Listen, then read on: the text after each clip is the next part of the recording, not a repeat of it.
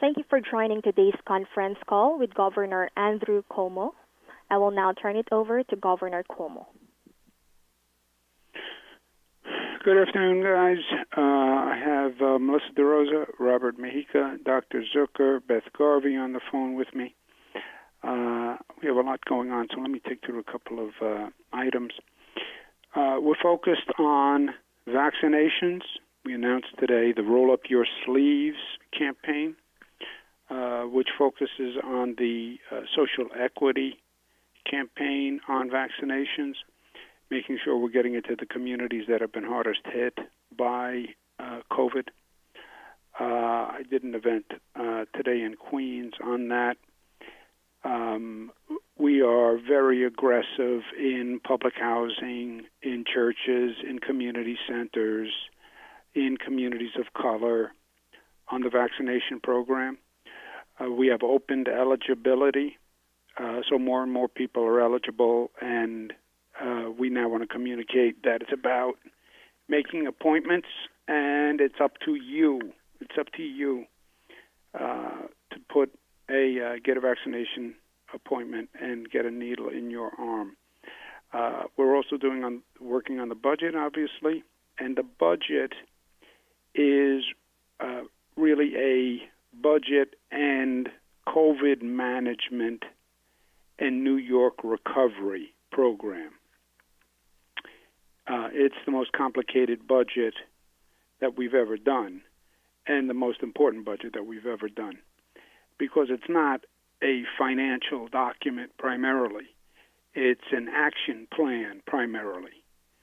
Manage COVID, learn from COVID, reforms from COVID, and rebuild New York for this post-COVID world.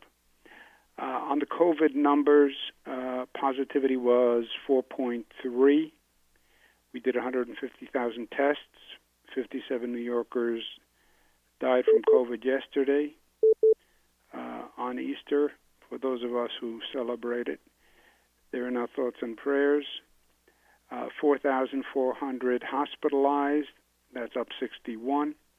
906 in ICU. 577 were intubated.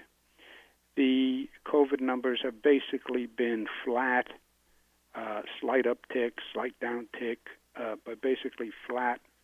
When you look at where COVID numbers are in the state, and this to me is probably one of the most important pieces of information that we talk about.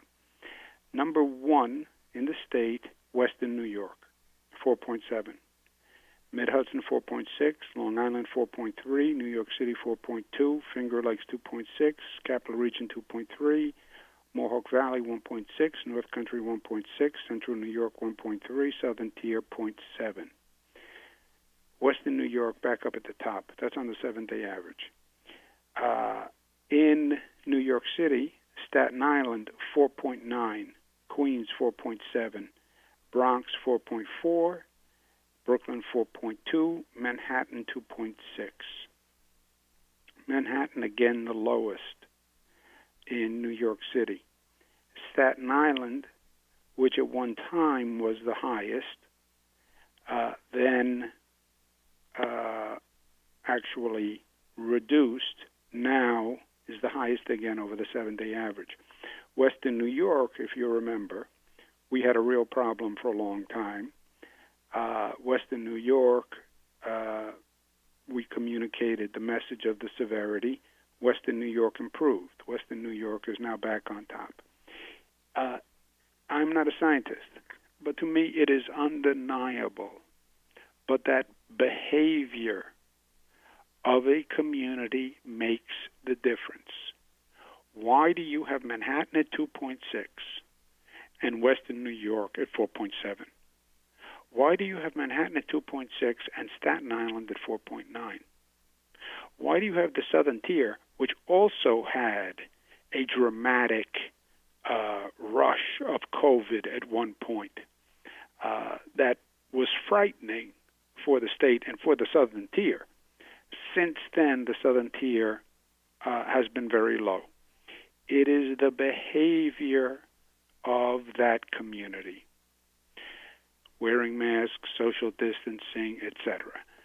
COVID fatigue, I'm tired, the weather's warm, there's a vaccine, the death numbers are down, hospitalizations are down, I think we're over it. Yeah, the community that accepts that philosophy first will have a higher transmission rate. I get it. We all get it, COVID fatigue, except it's not over. And there are still variants, and you can still get sick. And yes, people are vaccinated, but not enough. And it is up to that community's behavior. It is the same theory as when we had microclusters, because the microclusters were saying you can identify behavior patterns by community, by neighborhood. And the microclusters targeted that behavior by neighborhood. And we targeted those neighborhoods. We closed down. We did heavy public education. People got the message. People said, oh, I don't want to get sick. They responded. Once people believe, well, this is over, COVID's not serious, the behavior changes, and you're seeing communities where we did have problems, and then we had a very significant public education campaign, but more importantly, they knew in their community they had an issue. They saw people going to the hospital. They saw on the local news every night numbers going up, X number died, and they responded. But people are now relaxing. And as people relax with COVID, it's a problem. I said today in Queens, what I've said before, don't get cocky with COVID. COVID wins when you get cocky. This is a formidable enemy. You put your hands down at your side, you think it's over, the enemy attacks. And that literally is community by community.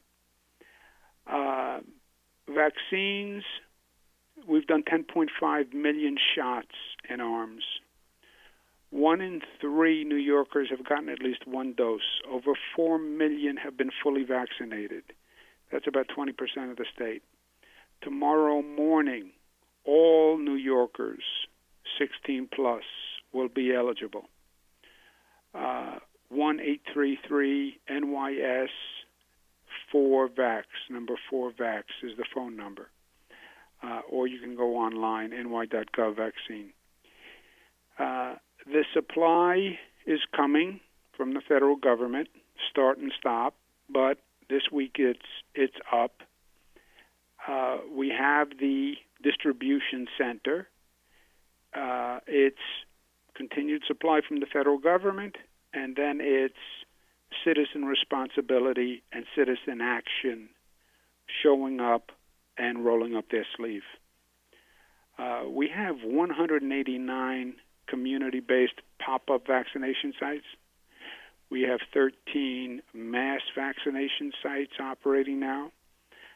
We have 6 mass vaccination sites in partnership with the federal government. We have 69 churches that are now serving as vaccination sites.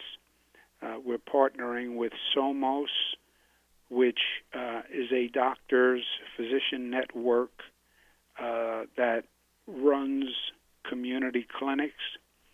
So we are hyper-aggressive on getting the vaccine to people and to communities of color who have had the highest COVID rate.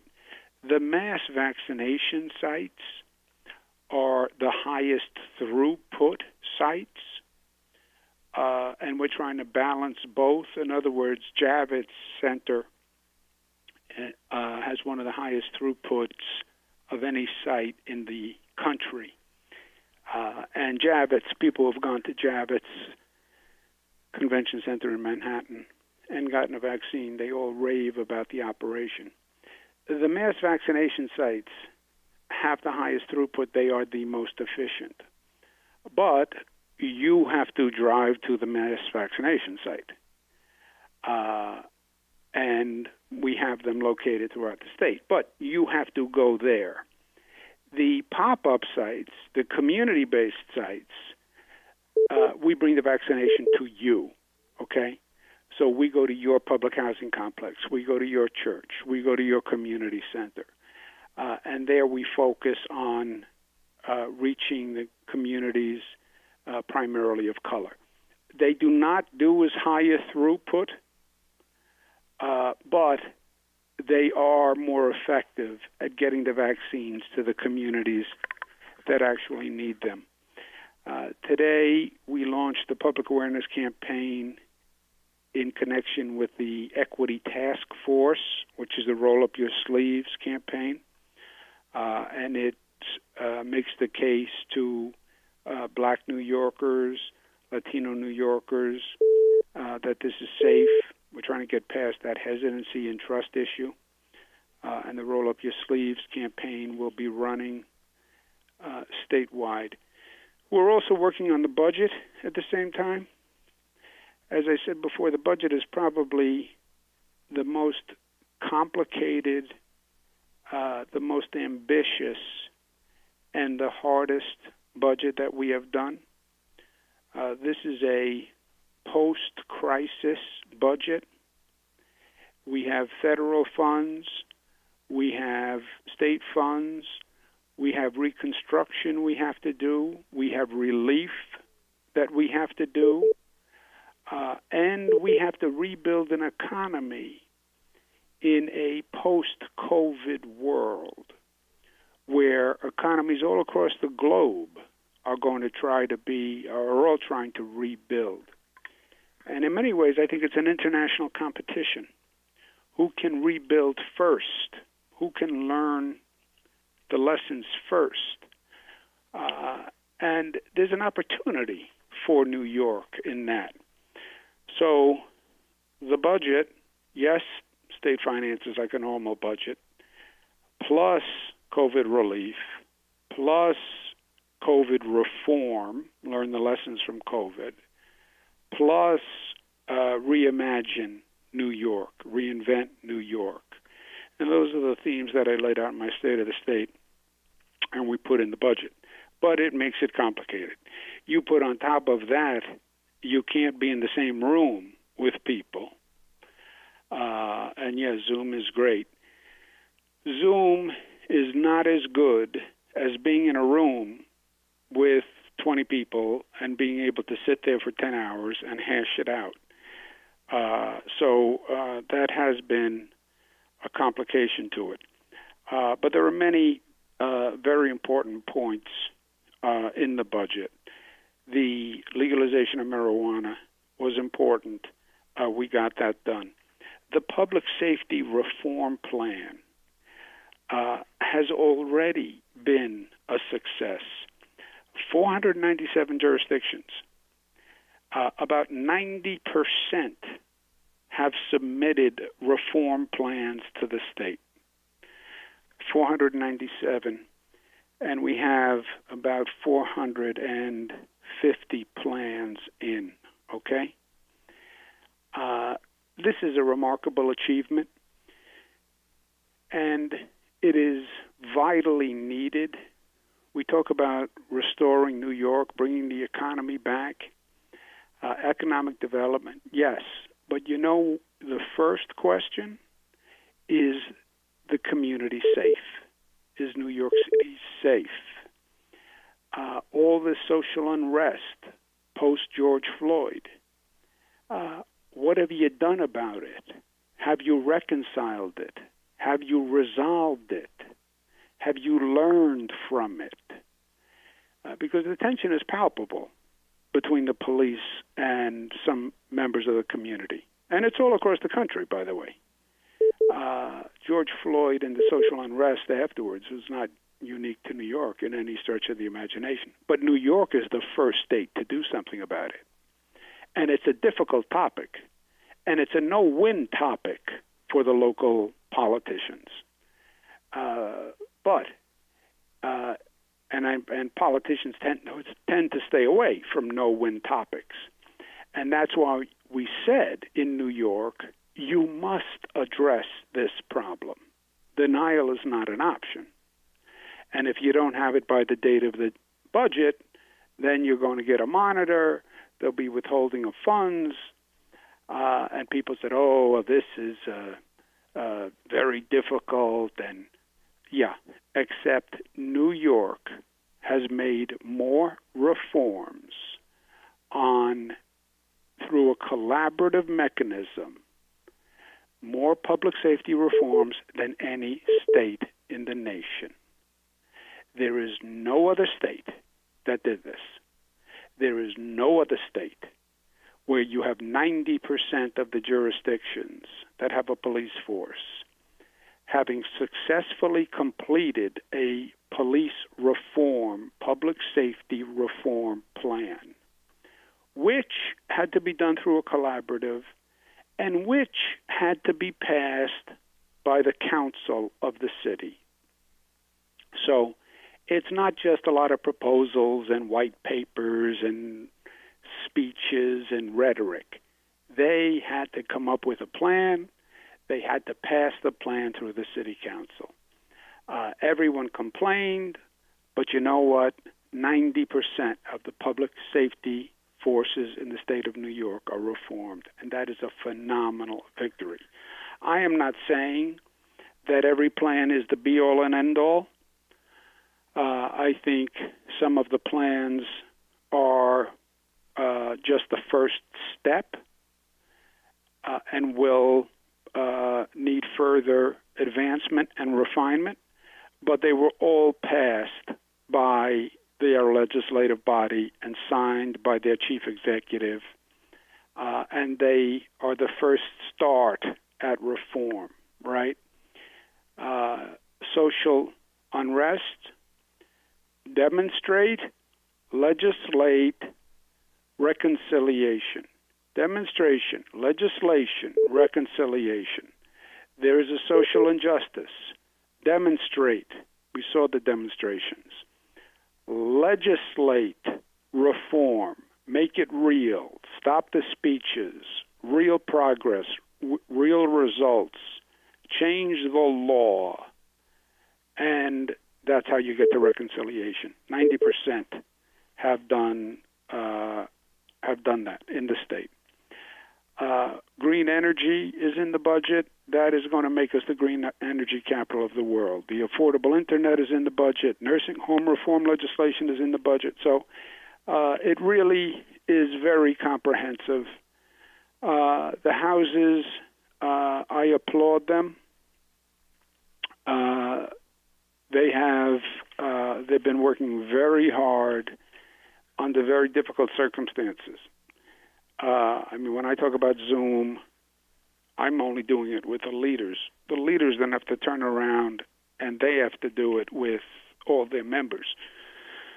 So it's been a complicated process on top of a complicated product. But this budget will set the trajectory for the state for the next 10 years. I believe it. So we have a conceptual agreement on all issues, I think it's fair to say. Senate, the Assembly, and myself, they are working it through with their conferences. We're dotting some I's, we're crossing some T's, but that's where we are. And with that, let me stop there, and let's take questions. Operator? Participants, to ask a question, you will need to press star 1 on your telephone keypad. To withdraw your question, press the pound key. Please stand by while we compile the Q&A roster.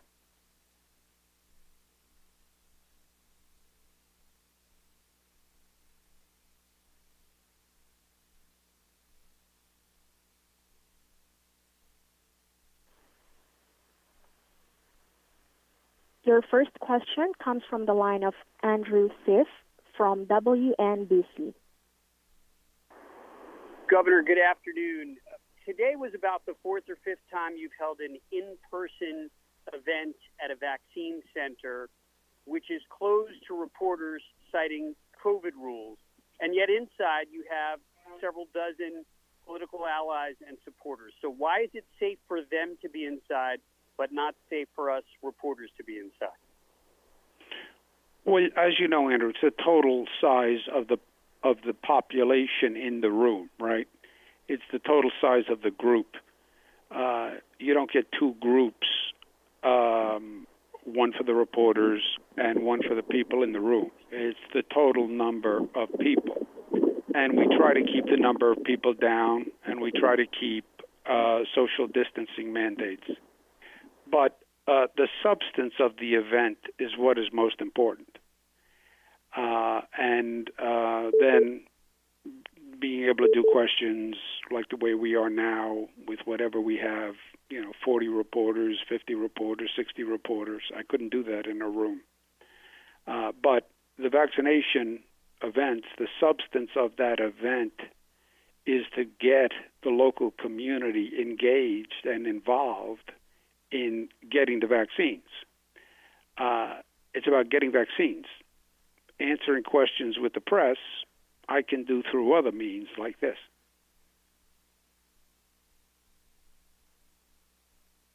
Next question, operator. Your next question, sir, comes from the line of Karina Jerry from WUTR. Hello, Governor. How are you? Good. How are we doing? I'm great, thank you. So I wanted to ask you, under the current deal in regards to mobile sports betting, the Oneida Indian Nation will not be able to participate, possibly breaching the 2013 settlement that the state made with the Oneidas. And this could cost 10 counties in central New York millions of dollars a year, as well as the state as a whole. And lawmakers have said that you are the one keeping the Indian nations from taking part through the budget. Can you explain your reasoning behind denying them and costing Oneida County $20 million a year? Is that what the legislators said? That I want to cost Oneida County $20 million a year? Why? How arbitrary and capricious must that be of me? How unreasonable, that governor. I'll have Rob explain the details to you, but just so you understand what happens. Mobile sports betting means you can bet from your mobile device, right? There are two ways states have done this, just so you understand the overall before I get to your specific with the Indian gaming. There are two ways to do it. You can give the casinos the right to run mobile sports betting. So you take the casinos in the states and you give them the license to run mobile sports betting, and then they operate it and they make the profits. They would pay taxes to the state, but the casinos make the profits. The second way to do it is the way we do the state lottery. We will contract directly with the mobile sports vendor. FanDuel, DraftKings, this exists in other states, right? You can do this in New Jersey right now, but you can't do it in New York. We'll contract with them, and we'll make the money. We don't need the casinos as a middleman. That's the first point of contention. Should you let the casinos make the money, or should the state make the money directly? My position is the state should make the money directly, and then let the state decide what to do with it. With the Indian gaming, the issue is if you make a bet from your phone in a geographic area that is in a Indian gaming area, they don't get that revenue because your standing in their area geographically, but the bet doesn't go to them.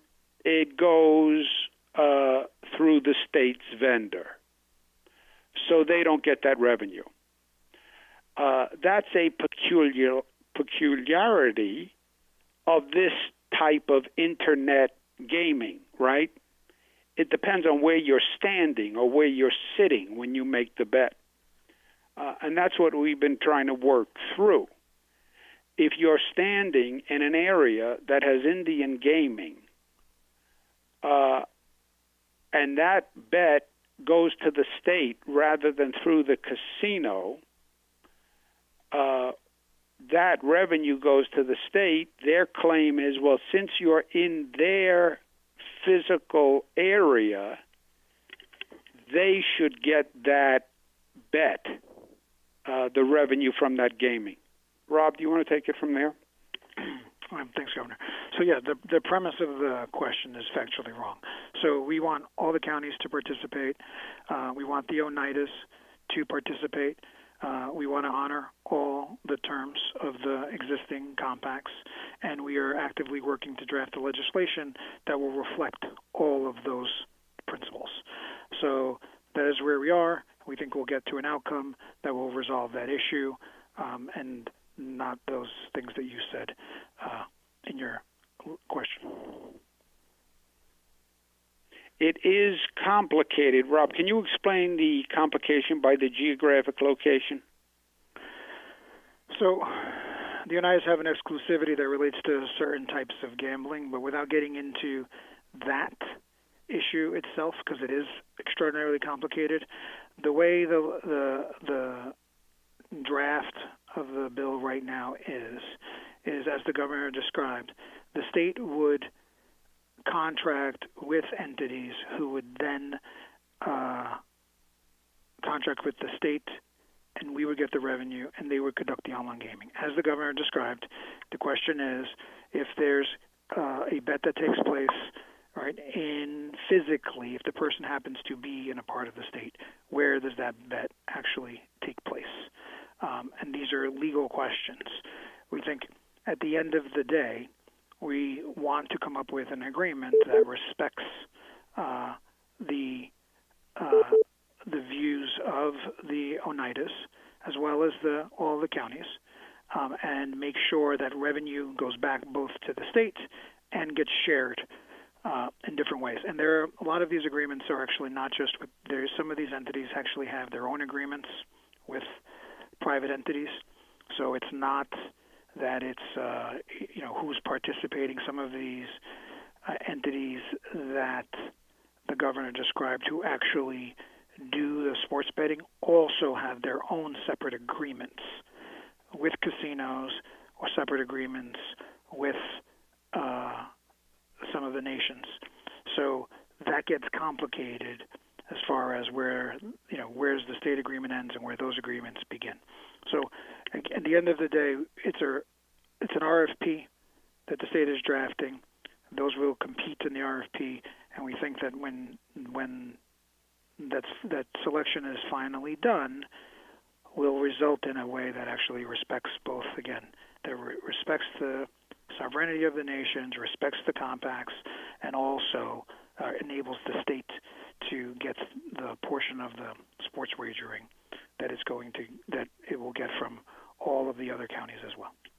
Yeah, it is, and just to add one, it is a unique development.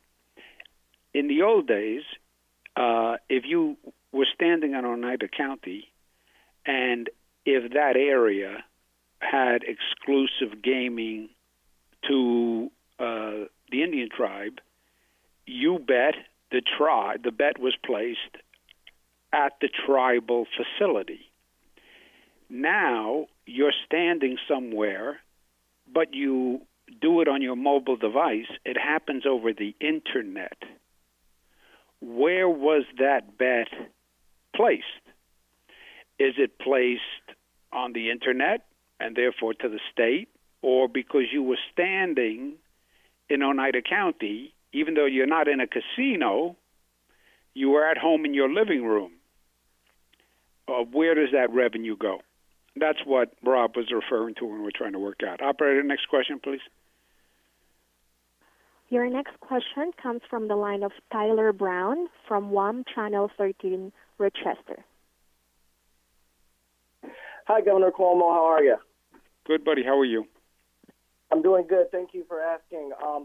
So 2 weeks ago, I actually asked you this question about the CDC revising their school distancing rules, the 3-foot distancing. 2 weeks ago, you guys told me that you were reviewing those regulations, and so far there have been no changes. A lot of superintendents are very frustrated, and they know that they can't do the 3-foot distancing and bring more students back to school full time with this barrier rule in place. So what's the holdup? What's taking so long to change these rules and get more kids back in the classroom? Good question. I'm sorry you had to wait 2 weeks. Dr. Zucker, do you know the answer? We have been reviewing this. I know Beth's on the line also, and every school is a little bit different on this, and we need to work with the local school districts because, as I mentioned once before, we need to look at the environment of each classroom and to make sure that there's no potential for spread within that community. Beth, do you know where we are? Yes. So Department of Health has been working on this. We have been consulting with local districts, superintendents, with SED, and we are finalizing our review, and it should be done shortly.